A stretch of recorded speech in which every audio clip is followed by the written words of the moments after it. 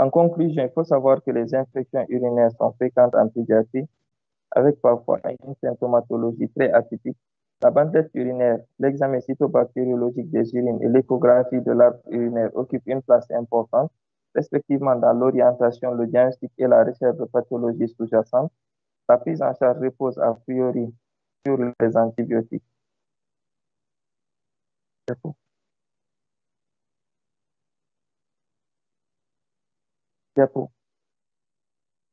Donc, nous a servi de support le collège de pédiatrie, le carnet de pédiatrie et quelques documents de physiologie, anatomie et physiologie. Je vous remercie.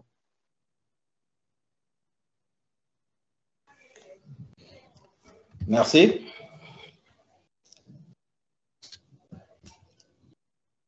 Donc, la parole est à qui la veut pour poser des questions ou apporter des commentaires.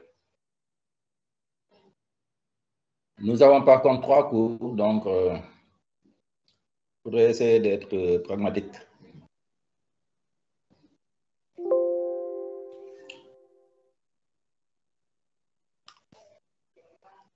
Docteur Yacine est là ou pas? Oui, professeur, je suis là. Aujourd'hui, on aura 2 cours. Oui, on aura 2 cours aujourd'hui. 3 ou 2? Ah, bon, 2. Cystinose et cystinurie, c'est pas la même chose, hein? Oui, c'est pas la même chose, mais bon, d'accord. C'est le même groupe qui a présenté. Donc, on a combien de cours? 2 ou 3? Bon, effectivement, si on compte cystinose, cystinurie comme 2 cours, c'est 3 cours. Docteur Yacine. Oui. Cystinose et cystinurie, il y a la guiale.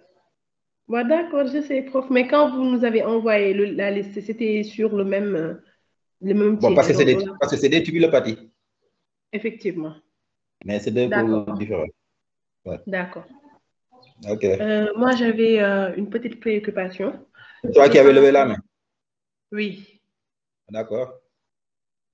C'était par rapport au type de description, parce qu'effectivement, après, on a vu chez l'enfant plus grand, donc je pense qu'il fallait nous donner l'âge, parce que l'enfant, soit on dit que tu prends le type de description chez les petits enfants, ou bien les grands enfants, ou bien les adolescents, pour qu'on puisse comprendre, parce qu'après, c'est les enfants plus grands, après, il y a les nourrissons qui viennent après, donc je pense qu'il fallait nous donner au moins la tranche d'âge, ou bien nous dire si c'était chez les petits-enfants ou bien.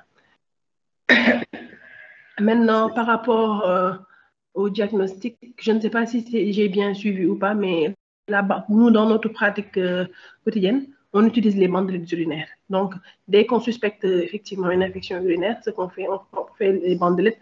Et il n'y a pas que la leucocyturie, on recherche aussi les nitrites. Je ne sais pas si il en a parlé. Et l'autre préoccupation, c'était par rapport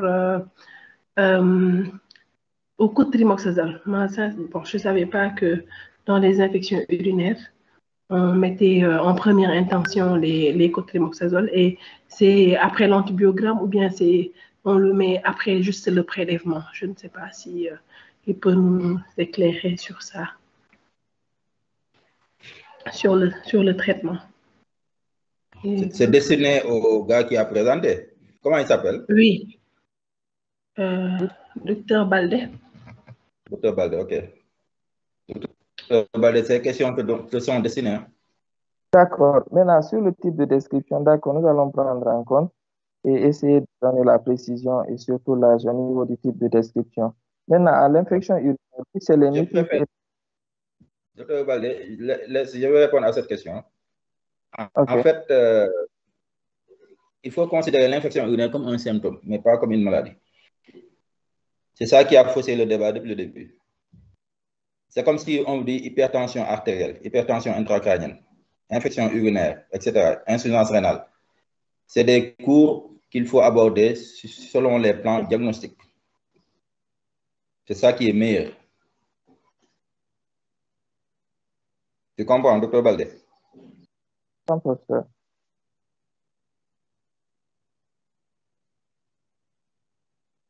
Donc, c'est un cours à adopter selon le plan diagnostic traitement. D'accord. C'est ça qui est meilleur.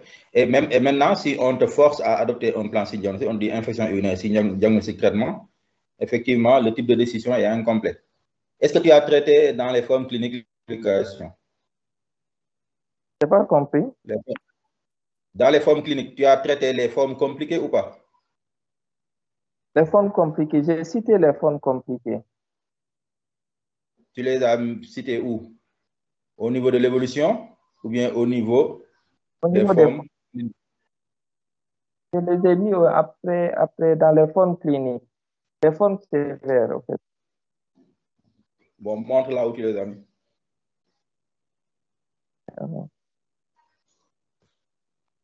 Vas-y. Vas-y. Vas-y. Ok. Continue. Voilà, c'est là que je les ai mis dans le diagnostic. Bon, en fait, c'est pas ça, c'est pas là la place. Quand tu adoptes quand tu fais un cours selon le type, selon le plan signe diagnostic traitement, tu as deux choix. Soit tu n'invoques pas dans le type de décision de complications. Donc, si tu dis, un exemple, si tu parles de type de décision, infection urinaire haute, donc pyélonéphrite aiguë, de l'enfant, c'est large.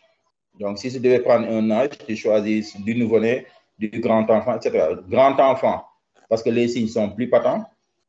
Nouveau-né, parce que c'est plus fréquent. Nouveau-né nourrisson, c'est plus fréquent à ces âges-là. Donc, il y a le choix entre la forme du petit enfant, donc du petit nourrisson, où c'est plus fréquent, ou bien la forme du grand enfant, où les signes sont plus patents. Donc, pyélonéphrite aiguë du grand enfant, non compliqué. Dans ce cas, puisque dans le type de décision, tu as dit non compliqué, tu vas parler des complications dans les formes cliniques. Ou bien tu dis seulement pyélonéphrite aiguë du grand enfant. Et dans ce cas, tu vas énoncer les complications dans l'évolution. Donc, évolution, élément de surveillance, modalité évolutive. Favorable, défavorable. Et défavorable, soit vers les complications, soit vers le décès. Et dans les formes cliniques, tu n'en parles pas. Donc, c'est classique. Il faut respecter les règles, en fait.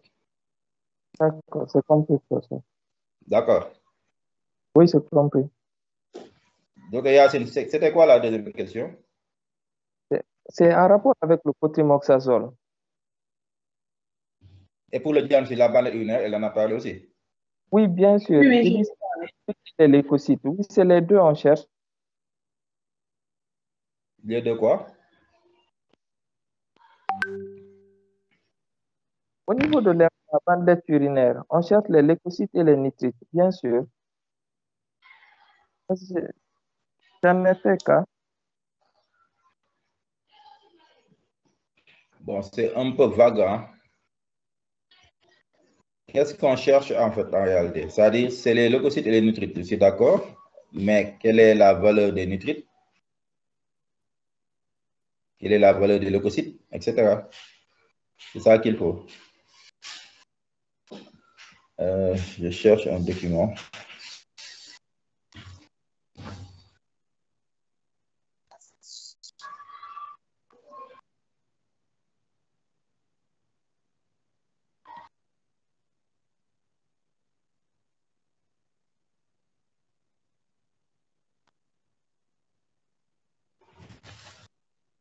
Qu'est-ce qui produit les nitrites et les leucocytes? Et tantôt aussi, il peut y avoir des hématocytes. Hein? D'où est-ce que ça vient?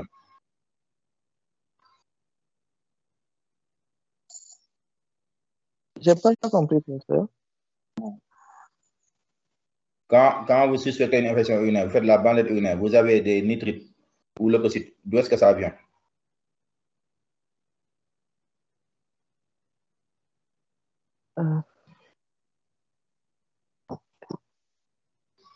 Les nitrites peuvent venir, ça c'est au niveau ça vient de la bactérie.